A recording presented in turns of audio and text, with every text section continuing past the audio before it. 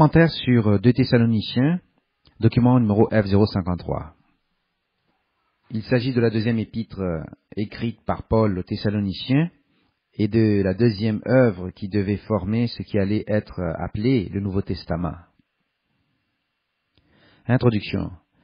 L'Église de Dieu à Thessalonique était constamment confrontée à une forte opposition, tant de l'extérieur que de l'intérieur, de la part des Juifs, de la synagogue, qui étaient présents et qui voyaient la foi comme le réel danger de leur croissance, et les considéraient comme une secte hérétique.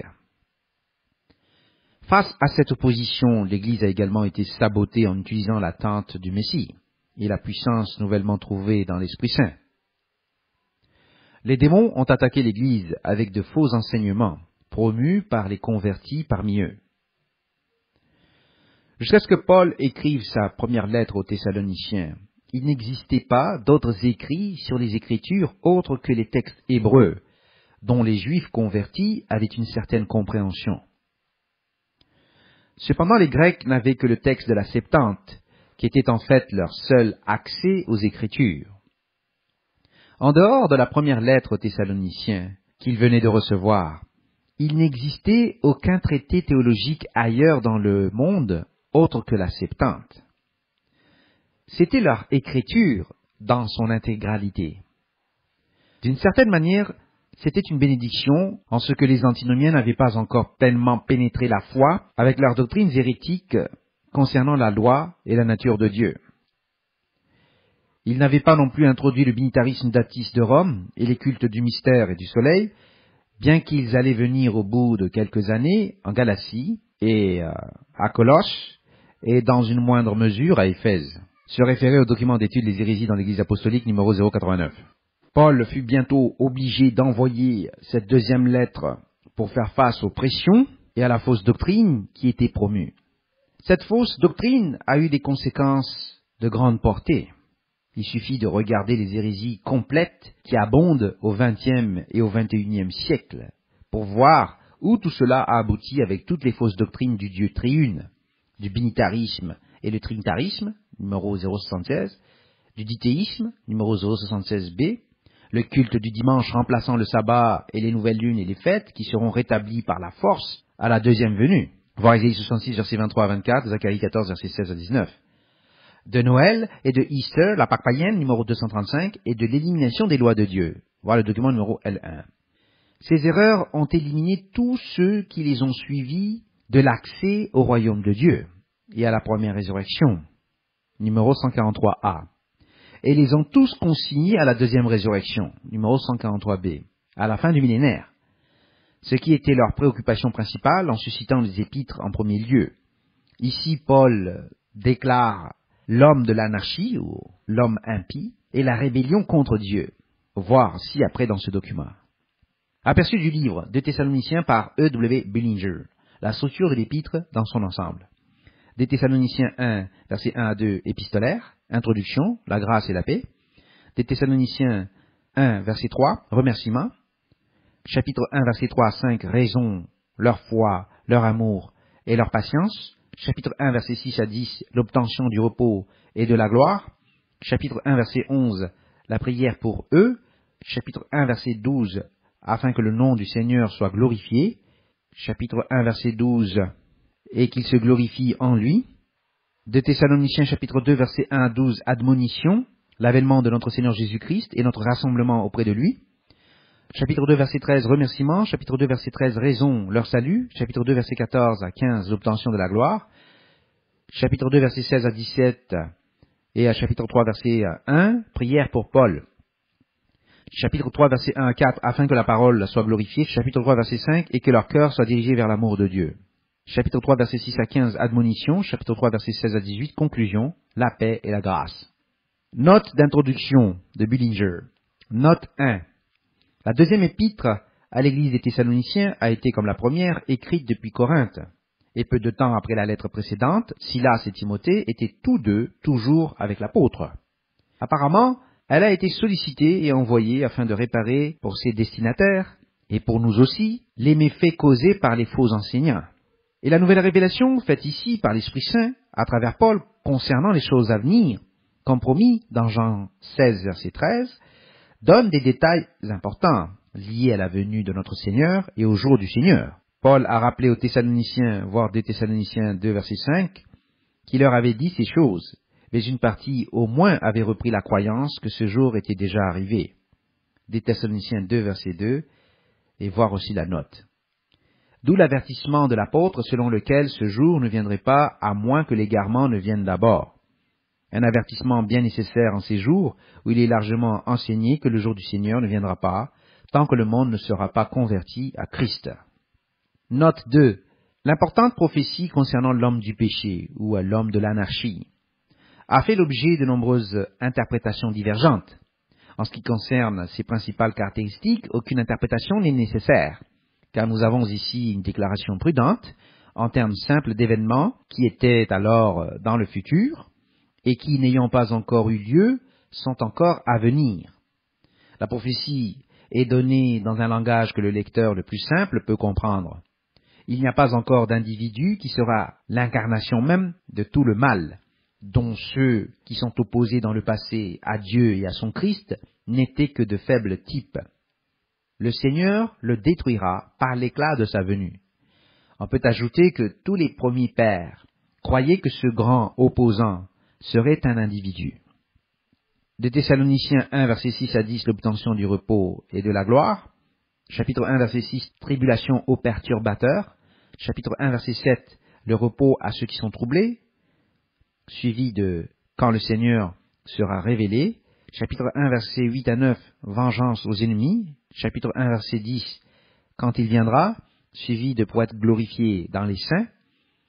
Des Thessaloniciens, chapitre 2, verset 1 à 12, admonition. Chapitre 2, verset 1 à 3, exhortation négative.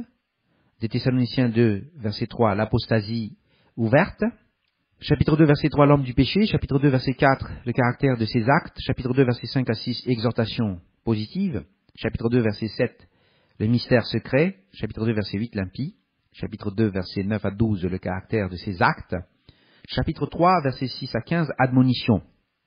3, verset 6, charge pour que les choses soient en ordre.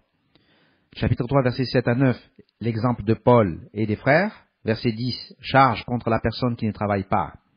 Verset 11, un exemple d'un tel cas. Verset 12 à 13, charge contre le désordre. Verset 14 à 15, les désobéissants doivent être réprimandés. Fin de la citation de l'ouvrage de Billinger. L'homme du péché et l'apostasie, numéro 299E.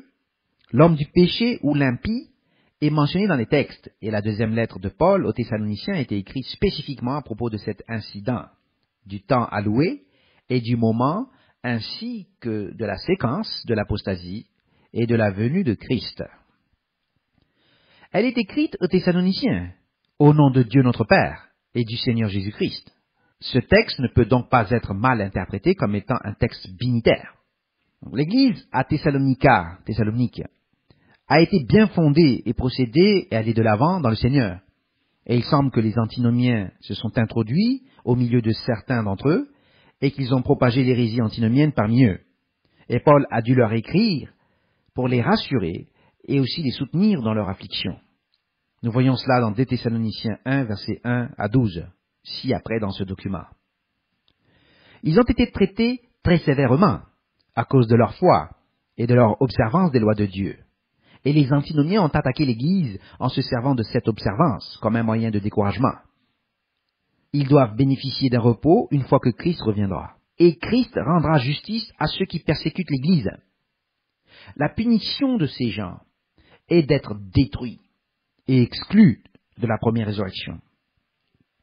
Toute personne qui essayerait de ne pas respecter ou tenir compte des lois de Dieu dans l'antinomisme devrait comprendre la punition qu'elle encourt, telle qu'elle est décrite au verset 9 à 12, ci-après dans ce document. Les fondements des attaques antinomiennes contre les églises de Dieu sont examinés dans le document d'études intitulé « Les attaques antinomiennes sur la loi de Dieu », numéro 164D. Paul aborde ensuite le fait du deuxième avènement du Messie. Il doit y avoir une rébellion contre l'Église ainsi que contre les lois de Dieu avant que le jour du Seigneur n'arrive. Voir également le document d'étude « Le jour du Seigneur et les derniers jours », numéro 192. Nous verrons cela au chapitre 2, versets 1 à 17, ci-après dans ce document. Au verset 1 à 2, nous voyons qu'il n'y aura aucun besoin d'une lettre ni d'une parole disant « Le Seigneur est arrivé ». La rébellion doit venir en premier lieu, qui est en fait la rébellion contre les lois de Dieu, qui est basée sur l'homme de l'anarchie qui est révélé. Le mot grec pour la rébellion est apostasia, ou l'apostasie, qui est le détachement de, ou la chute, ou le fait de se détourner, ou de s'égarer loin de la vérité de la foi. La foi de laquelle il s'éloigne ou tombe est la loi de Dieu. L'homme d'anarchie, sans loi, est l'homme du péché, qui est la transgression de la loi, voir 1 Jean 3, verset 4. Le péché est l'anarchie, qui en grec est anomias, signifiant l'homme sans la loi. Le péché est la transgression de la loi. Tous ceux qui suivent cette doctrine selon laquelle la loi de Dieu est abolie sont des anomiens, ce qui signifie sans loi, ou antinomiens, ce qui signifie contre la loi. Ils sont une seule et même chose. Ils étaient les apostats de l'Église de Dieu dès le 1er siècle. Nous les avons vus se développer au fil des années. L'apostasie s'est développée à partir du culte antinomien binitaire, du dieu Atis, ou Adonis, ou Osiris, ou Mitra, ou Baal, quel que soit le nom sous lequel il était adoré. C'en est venu au point où les églises de Dieu dans les nations occidentales sont pourries par l'antinomisme binitaire et ou trinitaire. Et elles ont perdu leur place dans la première résurrection, et elles pensent qu'elles sont justes à cause de cela. À l'époque moderne, l'apostasie a commencé par la fausse structure des églises de la Réforme, qui se sont développées à partir des églises de Dieu, qui ont été persécutées par le système romain. Elles sont devenues les protestants, qui ont de nouveau persécuté l'Église pendant des siècles. Ces églises se sont développées à partir de la structure de base des églises de Dieu de l'ère de Sardes, après la Réforme. La structure initiale a vu la chute des églises dans l'apostasie. Celles-ci étaient les étudiants de la Bible, qui sont devenus les témoins de Jéhovah. Ils ont déclaré que la loi était abolie et ont simplement abandonné toute prétention d'adoration au jour du sabbat et d'association avec les églises de Dieu. Le même effet a été réalisé dans l'église Church of God Seventh Day, église de Dieu du 7e jour, quand les SDA, les adventistes du 7e jour, se sont écartés de l'église de Dieu du 7e jour, Church of God Seventh Day, et ont abandonné la loi de Dieu pour n'observer que le sabbat et rien du reste ou des autres éléments du 4e commandement. Ils sont ensuite devenus trinitaires en Occident dès l'année 1978 et ont ensuite perdu l'Afrique à partir de 2003 à 2005. Herbert Armstrong et l'église RCG, Radio Church of God, et WCG, Worldwide Church of God, en français Église de Dieu de la radio et Église universelle de Dieu, ont commencé la grande apostasie dans l'Église de Dieu, proprement dite, quand il a adopté le faux calendrier Hillel, avec les intercalations babyloniennes et les ajournements post-temple. Il a introduit le dithéisme, et plus tard, ce dithéisme est devenu le binitarisme et le trinitarisme. Il est devenu le berger idole, et a livré l'Église de Dieu à un apostat complet, qui a déclaré la loi de Dieu abolie, et la structure trinitaire d'être la structure et la nature de Dieu. Cet apostat a été tué au bout de 40 semaines, au jour et à l'heure ajustée du décalage horaire entre le moment où il a donné le sermon et celui où il est mort dans l'agonie. Les églises sont devenues des systèmes de Sardes et de Laodicée et ont détruit l'Église de Dieu en Occident. Ces églises enseignent encore jusqu'à ce jour l'hérésie binitaire trinitaire et observent le faux calendrier Hillel, ou aucun calendrier réel du tout dans certains cas. Cette apostasie se poursuivra maintenant jusqu'au témoin et ensuite jusqu'au Messie. Ces 2 églises sur les 7 ne verront que quelques-uns entrer dans la première résurrection. Nous allons maintenant examiner les textes pour voir comment nous pouvons identifier la structure ainsi que comment le faux système religieux de la prostituée et de ses filles prostituées fera partie de la structure des derniers jours. Paul explique comment ce mystère de l'anarchie était déjà à l'œuvre à son époque. Il est à noter à partir des versets 5 et suivants que le mystère a été retenu à l'époque, mais qu'il a été permis d'être révélé. Le pouvoir de ce système antinomique est par le pouvoir de Satan. L'avènement final de cet impie, entre parenthèses sans loi, se fera par le pouvoir de Satan. Et ce système est capable d'être identifié par son rejet de la loi de Dieu. Ce système proviendra du christianisme et trompera, si cela était possible, même les élus, voir Matthieu 24, verset 24, Marc 13, verset 22. Cela signifie que les églises de Dieu seront attaquées et qu'elles seront prises par cette apostasie et que de nombreux membres des églises de Dieu tomberont dans l'apostasie. Elles rejetteront la nature de Dieu et deviendront des binitaires, trinitaires, et elles deviendront des antinomiens. Voyons maintenant la forte illusion. Comment les églises de Dieu et le monde chrétien vont-ils pouvoir être trompés? Comment Judas acceptera-t-il ces mensonges antinomiens? Comment cela pourrait être utilisé par les systèmes trinitaires aussi bien que par Judas? Nous voyons au verset 11. Aussi Dieu leur envoie une puissance d'égarement pour qu'ils croient aux mensonges, afin que tous ceux qui n'ont pas cru à la vérité, mais qui ont pris plaisir à l'injustice, soient condamnés. L'injustice est l'action des gens contre la loi de Dieu. L'injustice est l'action des gens contre la loi de Dieu. La justice et la droiture, entre parenthèses la vertu, sont la même chose. L'injustice et l'iniquité est mesurée et déterminée par les lois de Dieu. Ainsi Dieu, par l'Esprit, a choisi dès le commencement ceux qu'il allait sauver. Et ces gens ne devaient pas être perdus par l'apostasie antinomienne, voir les versets 13 à 15. Nous établissons à partir des versets 16 à 17 que le scénario de l'homme du péché ou l'impie est lors de l'avènement du Messie. Il y a donc une période de longue durée, au cours du temps de l'Église, jusqu'à la rébellion ou apostasia, qui est le fait de s'éloigner de la foi par rapport à la vérité. Il y a une rébellion de la foi et une apostasie ou abandon qui se produit, et apparemment allant même jusqu'à la venue du Messie. L'homme du péché, ou le fils de la perdition, prend sa place dans le temple de Dieu en se proclamant Dieu, petit d. Le temple a été détruit en l'an 70 de notre ère, et ce conformément au signe de Jonas, ainsi qu'à la prophétie des 70 semaines d'année. Voir le document d'étude Le signe de Jonas et l'histoire de la reconstruction du temple, numéro 013, et le commentaire sur Daniel chapitre 6 et l'épilogue. Le temple de Dieu était l'église des élus, ou des premiers-nés des saints qui ont été choisis et ont reçu l'Esprit Saint à la Pentecôte de l'an 30 de notre ère, et par la suite, et ce, par le biais du baptême. Paul écrivait il y a près de 2000 ans, à compter du moment de la venue du Messie. Il y a aussi un grand nombre d'événements bibliques qui doivent se dérouler dans la structure de cette prophétie. La guerre dans les cieux devait se produire comme Dieu l'a dit dans Apocalypse chapitre 12.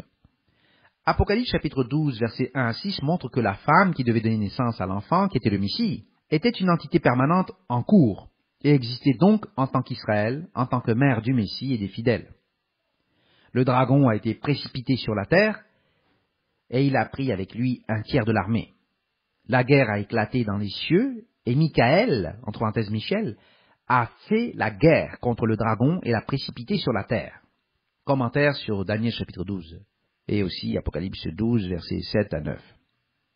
Alors le Messie a reçu le pouvoir, Apocalypse 12, verset 11, et les élus ont vaincu l'adversaire par le sang de l'agneau. Et le diable était dans une grande colère, parce qu'il savait que son temps était alors limité par la victoire de l'agneau. On voit Apocalypse 12, verset 12. Voyons maintenant la période allouée du déclin. Le dragon savait qu'il avait le temps limité dont il disposait, et il a poursuivi la femme qui était les élus de la foi. La femme a été envoyée dans le désert pour un temps, des temps et la moitié d'un temps de la persécution des élus. La période était de 1260 jours, année prophétique des élus dans le désert sous l'empire de la bête. La période devait durer à partir de l'an 590 de notre ère, lorsqu'elle a été établie par le faux système religieux de l'église pseudo-chrétienne sous Grégoire Ier, qui a établi le Saint-Empire romain. Elle devait durer jusqu'en 1850 de notre ère, avec un siège à Rome, mais s'est répandue dans le monde entier. C'était l'empire des 2 pieds de fer et d'argile bourbeuse, qui a succédé aux jambes de fer, qui représentaient l'empire romain, comme nous le voyons de la prophétie de Daniel chapitre 2. Il s'est terminé par le plébiscite en Italie en 1850, et les États pontificaux ont pris fin. Au cours de la période allant de 1850 jusqu'au début des guerres de la faim en 1916, Conformément aux prophéties d'Ézéchiel et de Daniel, la préparation pour les derniers jours a commencé, avec la préparation du New World Order, nouvel ordre mondial, de l'empire de la fin des 10 orteils, de Daniel chapitre 2, qui régnerait aux derniers jours, à partir de la fin du temps des gentils, ou des nations, en 1997. Voir les documents d'étude, la chute de l'Égypte, la prophétie des bras cassés de Pharaon, numéro 036, et la partie 2, numéro 036-2. Ce système se déploie et est en passe de gouverner le monde à la fin de la période sous la direction du nouvel ordre mondial.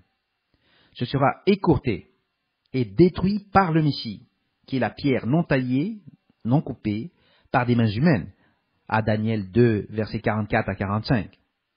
Le Messie détruira tout ce système babylonien et la domination de ce monde, et prendra le contrôle du monde dans les dernières années de la période se terminant en 2026-2027 de notre ère, soit exactement 40 jubilés, ou 2000 ans, après la formation de l'Église sous le Messie, à partir de l'an 27 de notre ère, qui était la 15e année de Tibère, lorsque Christ a été baptisé par Jean-Baptiste, et que Christ a choisi ses disciples.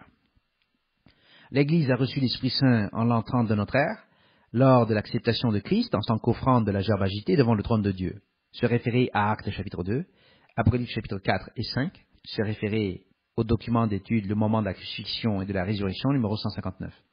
Cela est par la consolation éternelle que Dieu nous a donnée à travers la grâce du Seigneur Jésus-Christ qui réconforte nos cœurs et nous établit dans toute bonne œuvre et parole, qui est l'action des élus conformément au commandement de Dieu et au témoignage de Jésus-Christ.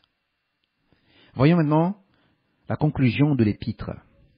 La conclusion de l'épître est de montrer que nous devons avancer avec hâte et triompher afin d'être délivrés du mal, et des méchants, et des hommes méchants, qui n'ont pas la foi livrée aux saints une fois pour toutes. Le chapitre 3 montre que nous sommes sous la direction de l'Église dans l'amour de Dieu et la fermeté de Christ. Notez également que l'indolence ou l'inertie était un facteur en ceux qui n'étaient pas de la foi. Paul dit au verset 6 à 12 que nous ne devons pas vivre dans l'oisiveté, et que celui qui ne travaille pas ne mange pas. Ces paresseux, oisifs, étaient aussi un fardeau pour les frères, qui étaient exhortés à ne pas se lasser de faire le bien. Nous ne devons pas nous fatiguer à faire le bien. Voir le chapitre 3, verset 13. Les commandements de l'Église doivent être respectés, et ceux qui désobéissent doivent être marqués. Voir les versets 14 à 16. Paul termine ensuite la lettre en disant qu'il a écrite de sa propre main. Nous savons que le texte est clair, et que le cœur du texte se trouve dans le chapitre 2, comme suite. Il est clair que le surgissement ou l'émergence de l'homme du péché ou de l'anarchie précède le retour de Christ, et que l'enseignement est entré dans l'Église apostolique au temps des apôtres. Paul a été contraint de s'occuper de cet enseignement faux, et nous pouvons déduire ce qu'il en était à partir de l'enseignement de Paul sur l'hérésie. Cet aspect a été expliqué dans le document d'étude L'hérésie dans l'Église apostolique numéro 089. Voyons maintenant l'apostasie. L'égarement, l'abandon de la foi a commencé assez tôt. Christ avait ordonné les 70, comme nous le savons de Luc 10, verset 1, verset 17, et ils ont été envoyés et sont revenus après avoir reçu le pouvoir sur les démons. Leurs positions ont toutes été enregistrées par les disciples formés à Smyrne, à savoir Irénée de Lyon et Hippolyte d'Ostie Attique. Les détails se trouvent dans les documents d'étude Le sort des 12 apôtres, voir le document numéro 122b, La mort des prophètes et des saints, numéro 122c, et l'établissement de l'Église sous les 70, numéro 122d. Linus est devenu le premier évêque de Rome, et ensuite sous Paul. Pierre a été l'apôtre de la dispersion à partir du Moyen-Orient, en nommant les évêques à Antioche et en allant vers les Parthes et les Scythes, etc. La pourriture a commencé sérieusement à Rome, en raison des cultes du soleil et des mystères, et surtout du culte du dieu Attis, là. L'établissement du dimanche comme jour du système soleil a été introduit dans le christianisme dès l'an 111 de notre ère. En l'an 154 de notre ère, l'apostat Anicetus fut nommé évêque à Rome, et il a importé dans l'Église, là, le système d'Easter, la déesse, consort de Baal. En l'an 192, Victor a rendu obligatoire la communion avec Rome, et les disputes quarto-décimènes ont divisé la foi, Voir le document d'étude Les disputes quartodécimales, numéro 277. À partir de ce moment-là, les schismes se sont simplement multipliés et l'Église a sombré dans l'apostasie, dont elle ne s'est jamais remise. Le dernier développement majeur dans la foi fut dans l'Église au Moyen-Orient, en l'an 608 de notre ère, lorsque le prophète Cassim a été appelé à la foi et que l'Église a reçu le Coran, ou un Coran. L'Église a émergé et s'est établie à Béka, Pétra, et fut ensuite forcée à aller en clandestinité à cause des pseudo-musulmans à la Mecque et à Médine, et ce, après les 4 califes correctement guidés et le meurtre d'Ali et de Hussein. Voir le résumé du commentaire sur le Coran ou Coran QS et BK et les 4 califes correctement guidés, numéro Q001D. La plus grande apostasie concernait la nature de Dieu, qui fut transformée en structure binitaire du système des cultes d'Atis et du soleil, et de là, elle descendit dans le système soleil de Baal, sous les prêtres de Mithra, Atis, Adonis et d'Osiris à Alexandrie. Dès l'an 381, le système a été transformé en système du Dieu triune, et ce système a été ratifié en l'an 451 à Chalcédoine.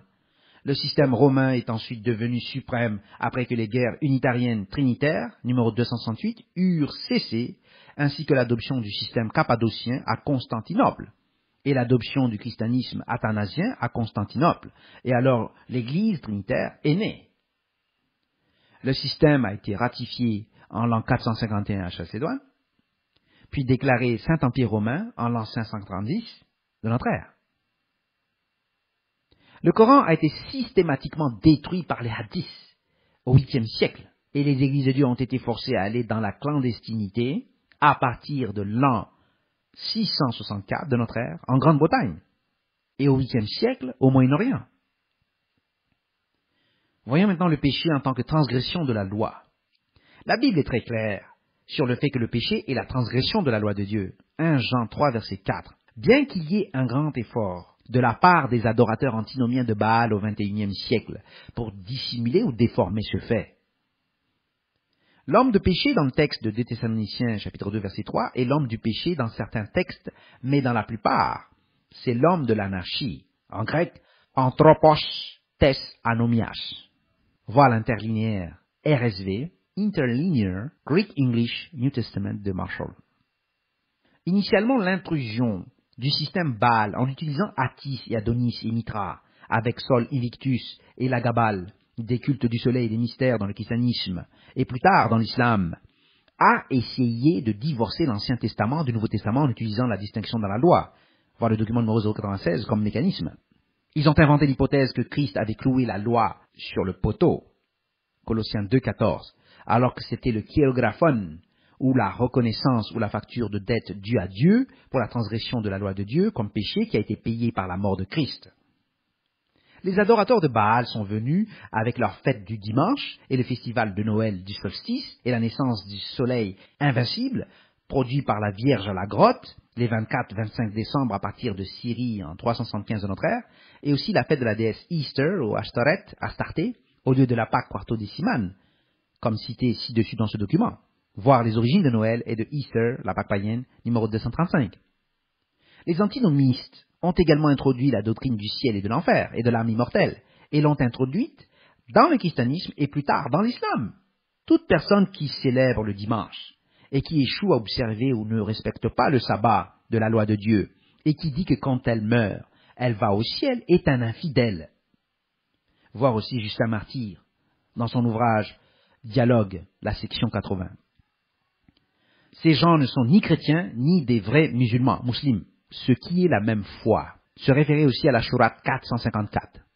Se référer aussi les attaques antinomiennes sur la loi de Dieu numéro 164D et le déni antinomien du baptême numéro 164E. Le christianisme a été presque éliminé par ces adeptes ou adorateurs de Baal qui se font passer pour des chrétiens et qui pratiquent le culte du dimanche et qui affirment que les lois de Dieu ont été abolies. Se référer aussi la destruction antinomienne du christianisme par une mauvaise utilisation de l'écriture, numéro 164C.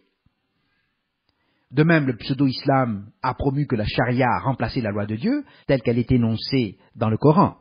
Toute personne qui affirme ou avance ces affirmations sera envoyé à la deuxième résurrection pour être formé et se recycler à la fin du millénaire dans la deuxième résurrection et le jugement du grand trône blanc.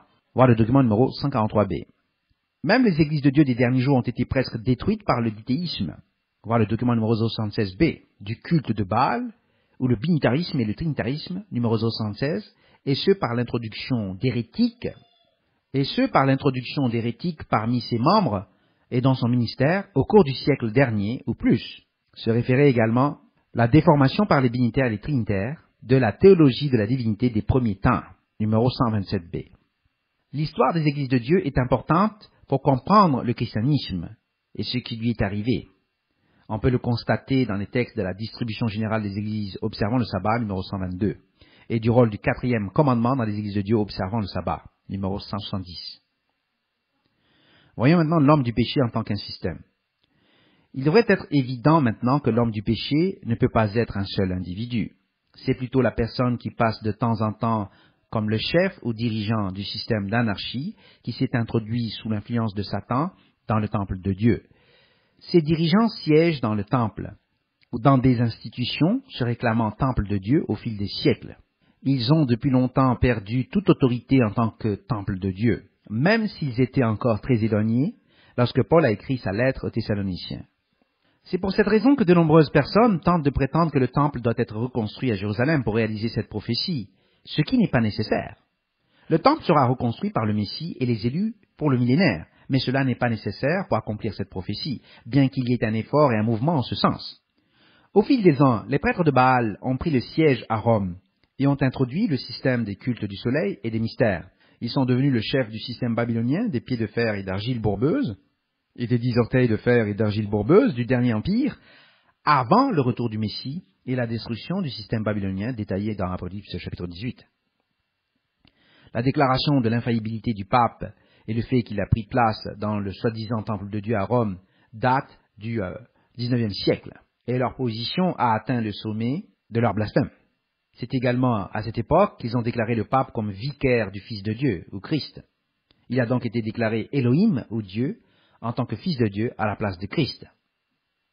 Le XXe siècle a vu leur effondrement dans l'infamie, et les filles prostituées de la prostituée reviennent dans les jupes de la prostituée, telles que prophétisées par la révélation, l'Apocalypse, en raison de leur effondrement interne au niveau international. Elles ont depuis longtemps cessé de fonctionner en tant que temple de Dieu. Leur système est idolâtre, et elles seront détruites. L'antinomisme des derniers jours. La marque de l'Église ainsi que l'antinomisme des derniers jours ont été identifiés par Christ. Christ l'a identifié comme étant l'antinomisme. Nous allons le lire dans l'Évangile de Matthieu, chapitre 24, versets 9 à 10. Alors, on vous livrera au tourment, et l'on vous fera mourir, et vous serez haïs de toutes les nations à cause de mon nom. Alors aussi plusieurs succomberont, et ils se trahiront, se haïront les uns les autres. Version du second. Et Matthieu 24, versets 11 à 12, plusieurs faux prophètes s'élèveront, et ils séduiront beaucoup de gens. Et parce que l'iniquité, voir le dictionnaire grec de Song, 458, le terme est anomia, absence de loi. Parce que l'iniquité, anomia, absence de loi, se sera accrue, la charité du plus grand nombre se refroidira. Version du second. Nous sommes persécutés et n'avons que l'un l'autre pour nous accrocher à la foi. L'anarchie abonde chez ces prédicateurs antinomiens de la fin des temps. En conséquence, l'amour de Dieu se refroidit dans plusieurs, y compris au sein de ces faux prédicateurs eux-mêmes. Ils n'ont pas l'amour chrétien qu'ils proclament posséder. Comme nous l'avons exposé plus haut, Christ nous a donné l'avertissement et mis en garde contre les problèmes qui assaillent les églises de Dieu. Nous lisons dans Matthieu 24, verset 24, « Car il s'élèvera de faux Christ et de faux prophètes, ils feront de grands prodiges et des miracles, au point de séduire, s'il était possible, même les élus. » Version Louis II. Au cours des dernières décennies, les églises de Dieu ont été trompées, en particulier dans le monde occidental, et l'antinomisme et les faux ministres sont monnaie courante parmi elles. L'histoire de nos doctrines est claire et est comprise par les élus, et les élus ne sont pas trompés, mais l'Occident a été terriblement trompé et perdra sa position dans le royaume s'il ne se repent pas. Voyons maintenant l'illusion finale. La forte illusion, ou dit aussi autrement puissance d'égarement, est développée dans les derniers jours avec toutes sortes de signes et de prodiges. La base de la manière dont les éléments chrétiens et autres, ainsi que les juifs eux-mêmes, seront probablement trompés, est au moyen des lois noahides. Voir le document numéro 148. Cette apostasie a été établie et acceptée par la papauté, afin que le sabbat ne soit le droit que des juifs seuls, et non des chrétiens. Et ainsi les juifs vont faire valoir le calendrier Hillel et leurs traditions. L'observance des vrais sabbats, des nouvelles lunes et des jours saints par l'Église de Dieu sera persécutée et sera rendue presque impossible à observer.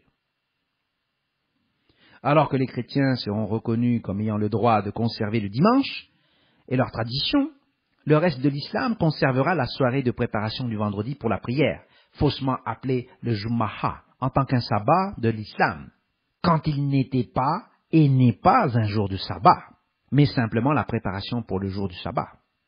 Voir le document d'étude le sabbat dans le Coran, numéro 274, et le Juma'a, la préparation pour le sabbat, numéro 285.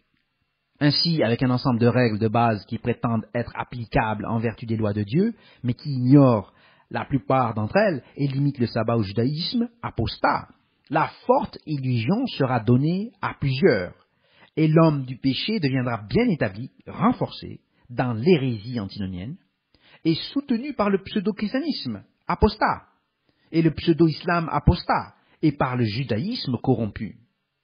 Voyons les commandements de Dieu.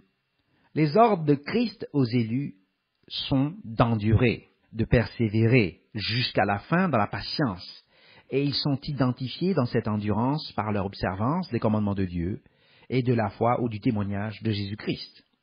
Leur récompense est le droit à l'arbre de vie et l'entrée à la cité de Dieu. Voir le document numéro 180. Nous lisons dans l'évangile de Matthieu, chapitre 24, verset 13, « Mais celui qui persévérera jusqu'à la fin sera sauvé. » Version du second. Apocalypse 14, verset 12, « C'est ici la persévérance des saints qui gardent les commandements de Dieu et la foi de Jésus. » Version du second.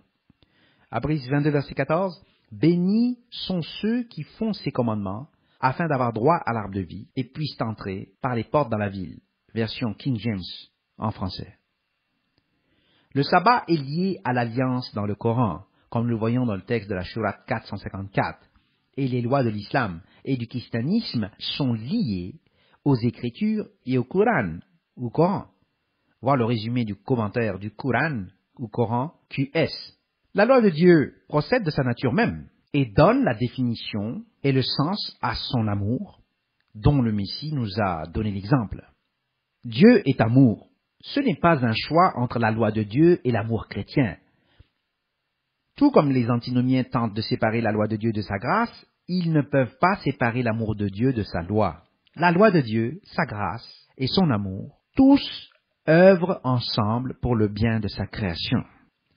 Nous lisons dans Matthieu 19, verset 17, « Il lui répondit, « Pourquoi m'interroges-tu sur ce qui est bon? Un seul est bon. Si tu veux entrer dans la vie, observe les commandements. » Version du second. Voyons maintenant les outils de Satan dans le pseudo-christianisme et le pseudo-islam. Les extraits suivants, provenant des documents d'études, sont pertinents en rapport à l'affaiblissement de la foi par Satan et ses larbins. À partir du texte sur le binitarisme et le trinitarisme traitant des fausses doctrines insérées dans le christianisme, nous lisons « L'élévation de Christ à l'égalité avec le Dieu très haut a alors permis à l'Église de revendiquer l'autorité de Dieu et ainsi de changer les temps, voir Daniel 2, 21, et la loi, telle que prophétisée par Daniel, Daniel 7, 25, et donc d'élimer, affaiblir les saints du Très-Haut. Ainsi, l'homme d'anarchie ou l'impie cherche à s'approprier l'autorité du Christ en tant que son représentant spécifique sur la terre et à devenir ainsi, dans ce contexte, Dieu. La Trinité est un prérequis théologique pour conduire les élus à l'antinomisme et à l'anarchie. Elle a été permise d'être établie dans l'Église pour la 3e occasion majeure dans l'histoire de l'Église. Pourquoi en était-il ainsi? La réponse est parce que c'est le test des élus dans les derniers jours.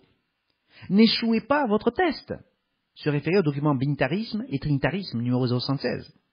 Nous passons ensuite au texte de la relation entre le salut par la grâce et la loi. Document numéro 082. L'activité de Satan est dirigée à établir un système au sein du temple de Dieu, afin de le profaner par un système qui cherche à éliminer les lois de Dieu, et qui tromperait même les élus si c'était possible. L'amour de la vérité est essentiel pour le salut des élus dans cette question. Les élus ont eu à se battre contre cette forme de duperie au cours de la période entière de l'Église jusqu'à l'avènement du Messie. En outre, l'argument a été vu dans 1 Jean, provenant du modalisme comme étant une première forme triune, qui a finalement abouti à la Trinité. Les autres conséquences de cette erreur ont été vues à Colosse, en Galatie, ainsi qu'à Éphèse. L'amour de la vérité est la marque des élus. Ceux qui ne rejettent pas cet argument et qui n'observent pas les commandements de Dieu sont rejetés par Dieu. Ce processus est le plus évident et le plus sévère dans les derniers jours et dans les églises de Laodicée et de Sardes. Ces 2 églises sont rejetées et seuls quelques individus sont sauvés. Voir le document numéro 082. L'homme du péché est l'antichrist, qui est identifié, et ce système est identifié par leur rejet des commandements de Dieu, et ils ont pénétré, imprégné et corrompu les enseignements chrétiens pendant des siècles. Vous les reconnaissez quand ils disent que la loi de Dieu est abolie, ou que la charia remplace la loi de Dieu dans le pseudo-islam. Leur temps est presque écoulé. L'antinomisme sera anéanti par le Messie à son retour, avec ceux qui l'enseignent. Nous allons maintenant lire le texte dans son ensemble, des chapitres 1, 2 et 3 de 2 Thessaloniciens. 2 Thessaloniciens 1. Paul et Sylvain et Timothée, à l'église des Thessaloniciens, qui est en Dieu, notre Père, et en Jésus-Christ, le Seigneur. Que la grâce et la paix vous soient données de la part de Dieu notre Père et du Seigneur Jésus-Christ. Nous devons, à votre sujet, frères, rendre continuellement grâce à Dieu, comme cela est juste, parce que votre foi fait de grands progrès, et que la charité de chacun de vous tous à l'égard des autres augmente de plus en plus. Aussi, nous glorifions-nous de vous dans les églises de Dieu, à cause de votre persévérance et de votre foi au milieu de toutes vos persécutions et des tribulations que vous avez à supporter. C'est une preuve du juste jugement de Dieu, pour que vous soyez jugés dignes du royaume de Dieu, pour lequel vous souffrez. Car il est de la justice de Dieu de rendre l'affliction à ceux qui vous affligent, et de vous donner, à vous qui êtes affligés, du repos avec nous, lorsque le Seigneur Jésus apparaîtra du ciel avec les anges de sa puissance, au milieu d'une flamme de feu, pour punir ceux qui ne connaissent pas Dieu et ceux qui n'obéissent pas à l'évangile de notre Seigneur Jésus. Ils auront pour châtiment une ruine éternelle, loin de la face du Seigneur et de la gloire de sa force, lorsqu'il viendra pour être en ce jour-là glorifié dans ses saints et admiré dans tous ceux qui auront cru, car notre témoignage auprès de vous a été cru. C'est pourquoi aussi nous prions continuellement pour vous, afin que notre Dieu vous juge digne de la vocation, et qu'il accomplisse par sa puissance tous les desseins bienveillants de sa bonté et l'œuvre de votre foi, pour que le nom de notre Seigneur Jésus soit glorifié en vous, et que vous soyez glorifiés en lui, selon la grâce de notre Dieu et du Seigneur Jésus-Christ. Nous poursuivons au chapitre 2. Pour ce qui concerne l'avènement de notre Seigneur Jésus-Christ et notre réunion avec lui, nous vous prions, frères, de ne pas vous laisser facilement ébranler dans votre bon sens, et de ne pas vous laisser troubler, soit par quelques inspirations, soit par quelques paroles, ou par quelques lettres qu'on dirait venir de nous, comme si le jour du Seigneur était déjà là. Que personne ne vous séduise d'aucune manière, car il faut que l'apostasie soit arrivée auparavant, et qu'on ait vu paraître l'homme du péché, le fils de la perdition, l'adversaire qui s'élève au-dessus de tout ce qu'on appelle Dieu, ou de ce qu'on adore, jusqu'à s'asseoir dans le temple de Dieu, se proclamant lui-même Dieu. Ne vous souvenez-vous pas que je vous disais ces choses lorsque j'étais encore chez vous? Et maintenant vous savez ce qui le retient, afin qu'il ne paraisse qu'en son temps. Car le mystère de l'iniquité agit déjà. Il faut seulement que celui qui le retient encore ait disparu. Et alors paraîtra l'impie, que le Seigneur Jésus détruira par le souffle de sa bouche, et qu'il anéantira par l'éclat de son avènement. L'apparition de cet impie se fera par la puissance de Satan, avec toutes sortes de miracles, de signes et de prodiges mensongers, et avec toutes les séductions de l'iniquité pour ceux qui périssent parce qu'ils n'ont pas reçu l'amour de la vérité pour être sauvés.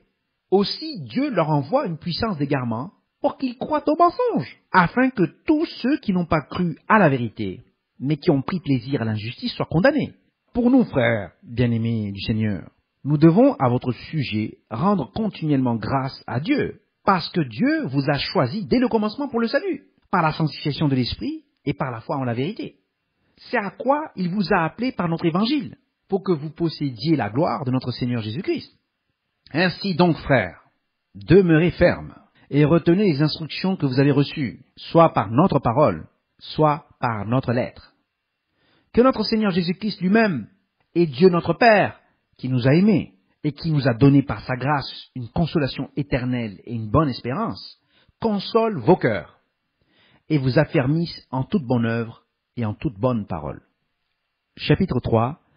Au reste, frères, priez pour nous, afin que la parole du Seigneur se répande et soit glorifiée comme elle l'est chez vous, et afin que nous soyons délivrés des hommes méchants et pervers. Car tous n'ont pas la foi. Le Seigneur est fidèle, il vous affermira et vous préservera du malin. Nous avons à votre égard cette confiance dans le Seigneur, que vous faites et que vous ferez les choses que nous recommandons. Que le Seigneur dirige vos cœurs vers l'amour de Dieu et vers la patience de Christ. Nous vous recommandons, frères, au nom de notre Seigneur Jésus-Christ, de vous éloigner de tout frère qui vit dans le désordre, et non selon les instructions que vous avez reçues de nous. Vous savez vous-même comment il faut nous imiter, car nous n'avons pas vécu parmi vous dans le désordre. Nous n'avons mangé gratuitement le pain de personne, mais dans le travail et dans la peine, nous avons été nuit et jour à l'œuvre, pour n'être à charge à personne, à aucun de vous. Ce n'est pas que nous n'en eussions le droit, mais nous avons voulu vous donner en nous-mêmes un modèle à imiter. Car, lorsque nous étions chez vous, nous vous disions expressément, si quelqu'un ne veut pas travailler, qu'il ne mange pas non plus. Nous apprenons cependant qu'il y en a parmi vous quelques-uns qui vivent dans le désordre, qui ne travaillent pas, mais qui s'occupent de futilités. Nous invitons ces gens-là et nous les exhortons par le Seigneur Jésus-Christ à manger de leur propre pain, en travaillant paisiblement. Pour vous, frères, ne vous lassez pas de faire le bien. Et si quelqu'un n'obéit pas à ce que nous disons par cette lettre, notez-le, marquez-le, et n'ayez point de communication avec lui, afin qu'il éprouve de la honte. Ne le regardez pas, cependant, comme un ennemi, mais avertissez-le comme un frère.